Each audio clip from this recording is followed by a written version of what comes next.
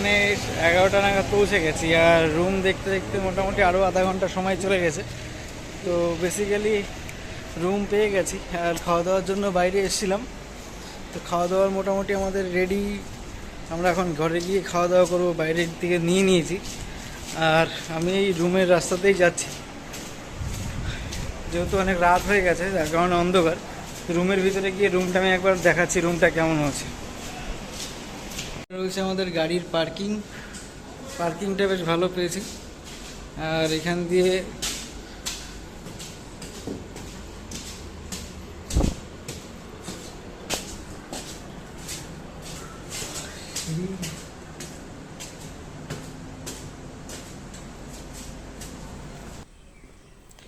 Already সবাই খাওয়া দাওয়া করে শুয়ে পড়েছে। আর এখানে আমার রাইডিং জ্যাকেট রাখা রয়েছে।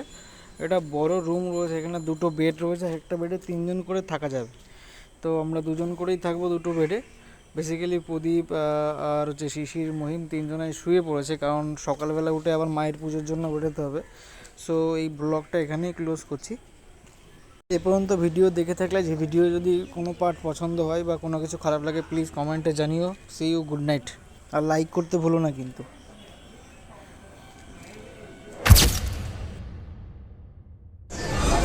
Guys, good morning. আমরা মোটামুটি সবাই রেডি হয়ে গেছি। এখন আমরা হোটেল থেকে বেরোবো, হোটেল থেকে বেরিয়ে মায়ের পুজোর দিকে যাব। মোটামুটি সবাই রেডি এখানে।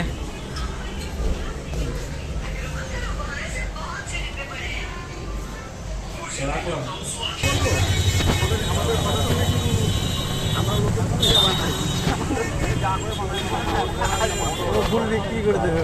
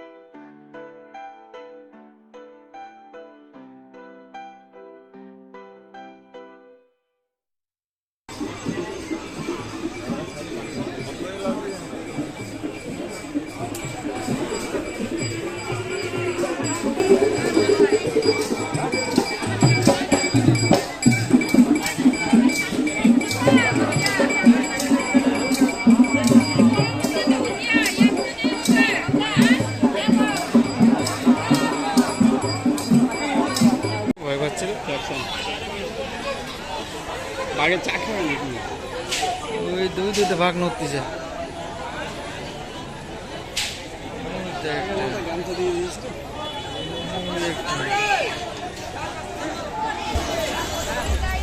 ভাই, ওটা এক্সপিরিয়েন্স বলো, পুজো কেমন দিলে? খুব সুন্দর, খুব সুন্দর।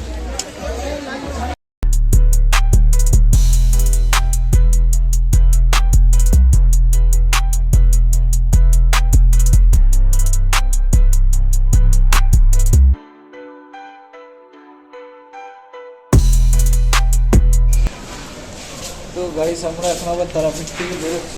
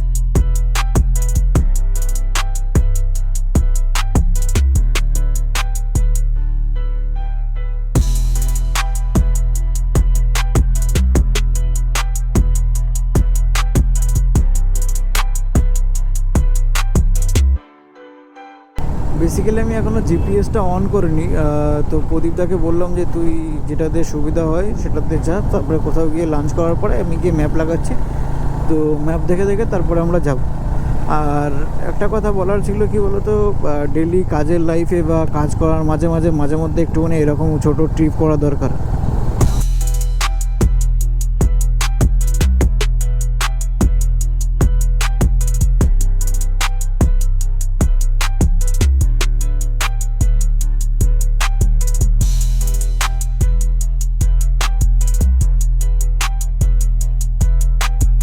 বেসিক্যালি গুগল ম্যাপ সেট করে নিয়েছি, আর এই রাস্তাতে বললে সুবিধা হয় প্রদীপ, তো এই রাস্তাটাই নিলাম। তো দেখা যাক আগে রাস্তাটা কেমন পাই। এখন তো মোটামুটি দেখে ফাঁকা মনে হচ্ছে। অ্যাকচুয়ালি রাতেরবেলা যে রাস্তাতে আসছিলাম সেই রাস্তাতে অতি বাম্পার ছিল প্রচুর, যার কারণে প্রবলেম হচ্ছে। আর বাম্পারগুলো এতটাই স্টিফ যে মানে মোটামুটি খুব প্রবলেম হচ্ছিল। এতটা চলে আসলাম, এখনও পর্যন্ত একটা বাম্পার পাইনি। দেখা যাক সামনে গিয়ে কি হয়।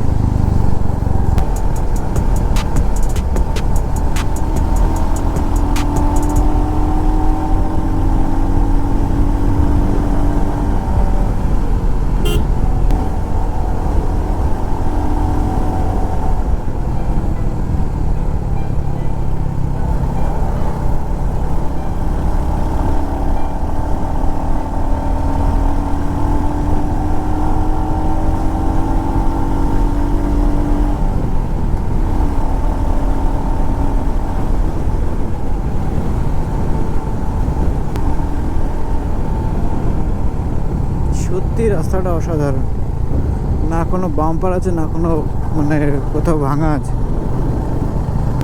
অ্যাকচুয়ালি রোদের তাপটা একটু বেশি, না হলে কোনো রকমই প্রবলেম হওয়ার কথা নয়।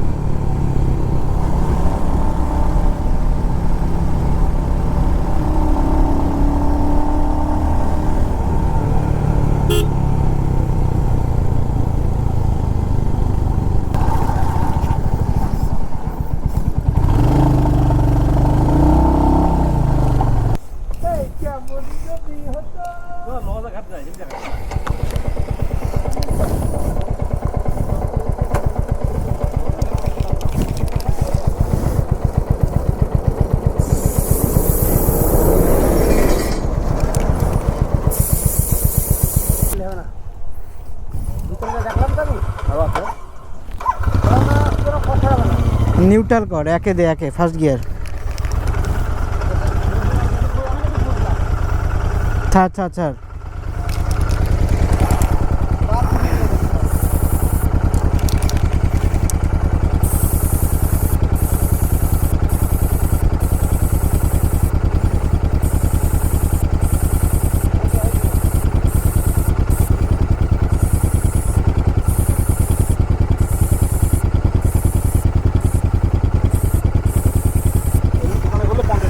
বন্ধ করতে।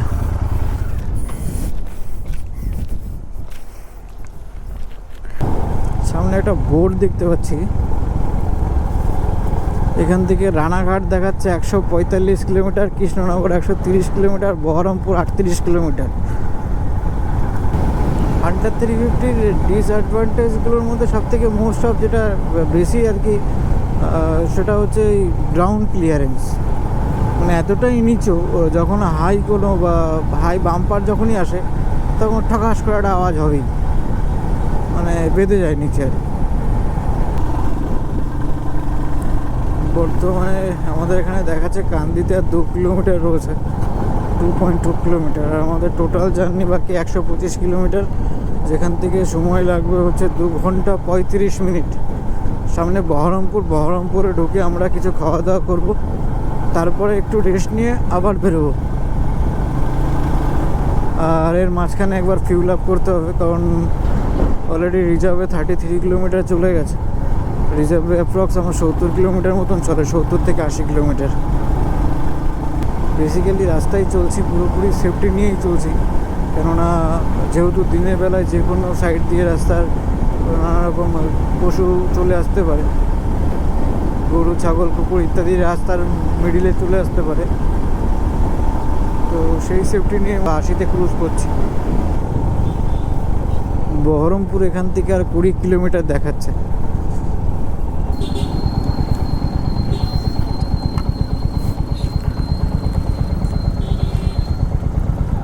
বলছি এখানে কিছু খেয়ে নিবি? বহরমপুর 20 কিলোমিটার দূরে এখনো।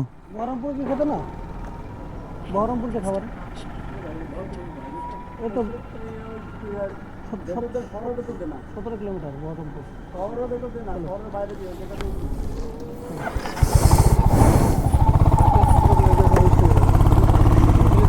হ্যাঁ হ্যাঁ,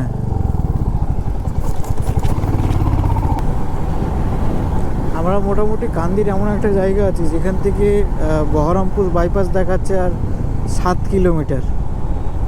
এই বাসের ভিউটা কেমন লাগছে? মহিম, তাল গাছগুলো কেমন লাগছে ভাই? ওই তাল গাছগুলো কেমন লাগছে? তাল সারিতে অত তাল গাছ নেই। 5 কিলোমিটারের একটা রাস্তা আছে, সামনে পুরো ফাঁকা, তারপরে বহরমপুর রোড।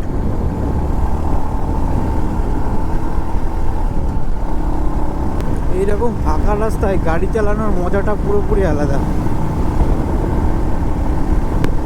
যতই তুমি মানে ফার্স্ট্রেটেড থাকবে বা যতই তুমি ডিপ্রেস থাকবে, একবার বাইকের চাবিটা লাগাতে পারলে হলো।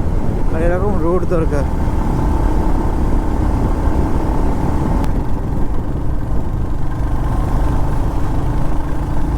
এখন দেখছি ক্যামেরাটা একটু লোয়ার পজিশনে রয়েছে, জানি না ভিউ কেমন এসছে। অনেকক্ষণ তো এইভাবেই ফুটেজ দিচ্ছি।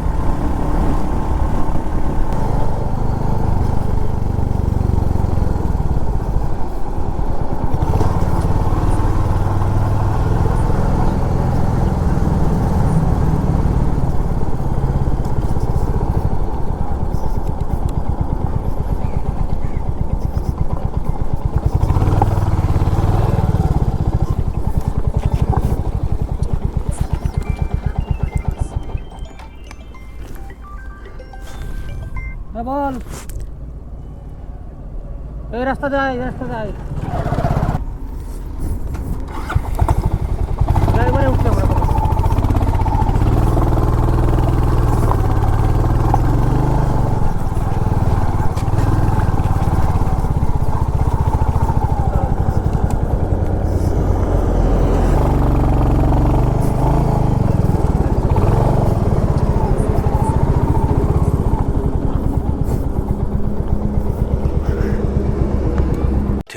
thousand years later. একবার সবাই মিলে বল্লপুর দে।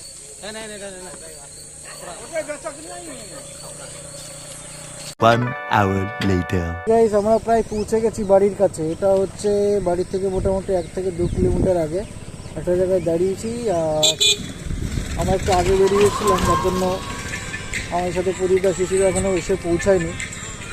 আমি আর মহিম এসে দাঁড়িয়ে রয়েছি। তো মহিম, শেয়ার করো ভাই, কেমন হলো মায়ের দর্শন?